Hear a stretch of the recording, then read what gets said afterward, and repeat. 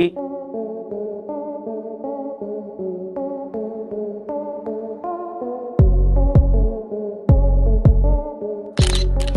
के मोटिवेशन के लिए जरूरी है प्रतिदिन का परिणाम। यदि प्रतिदिन के परिणाम आपके सामने नहीं है लालो, प्रतिदिन का मोटिवेशन नहीं रहेगा।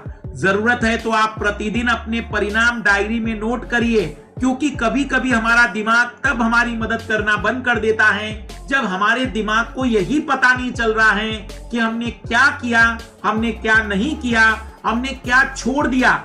मैं सभी लाल लालियों से हाथ जोड़कर एक और विनती कर रहा हूं, जैसे नोट्स की विनती की है। एक डायरी मेंटेन करने की आदत डालिए, क्योंकि तुम्हें कोई व्यक्ति प्रतिदिन देख नहीं रहा है, तुम पर कोई निगाह नहीं रख रहा है। एक डायरी बनाइए, डायरी में अपने परिणाम बताइए और डायरी के आधार पर अपने लक्ष्य तय करिए। मैं आपको दावा करता हूं कि यह ऑर्गेनाइज तैयारी आपको सिलेक्शन तक लेकर चली जाएगी। ये कई लाल लालियों का दुख होगा कि कभी कभी तैयारी के समय अकेला महसूस होता है। ऐसा लगता होगा कि पूरी दुनिया आपको अब धोखा दे रही है। दुनिया छोड़ दीजिए, घर वाले भी सपोर्ट नहीं कर रहे हैं। तो मैं आपको एक बात यहां पर याद दिलाना चाहूंगा कि यहां एक पोयम मुझे याद आ रही है, जापानी कविता है लामचा। इस पोयम को पढ़िएगा और मैं आपको एक बात बता दूं कि जब आप सबसे खराब परिस्थिति में होते हैं, जब आप अकेले होते हैं, जब आप मुश्किलों में होते हैं, वही तो समय है अपने आप से लड़ने का। यदि मन नहीं लग रहा है पढ़ने में, आप टेबल के सामने बैठ जाइए, किताब खोलिए, पढ़िए नहीं, पर हिलना मत, मोबाइल को हाथ मत लगाना।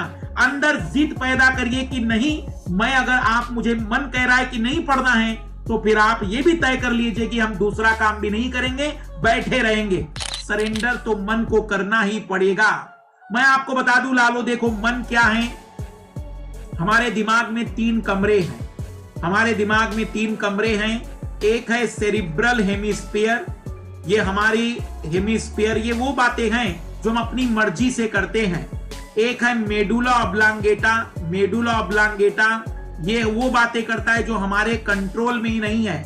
और एक है हाइपोथैलेमस, यही है मन, यही है मन, यही है दिल, यही है सारे हार्मोन से लेकर सभी की जड़ यही है। यही है अच्छे बुरे, खुशी नफरत, दुख सुख, सब की जड़ यही है।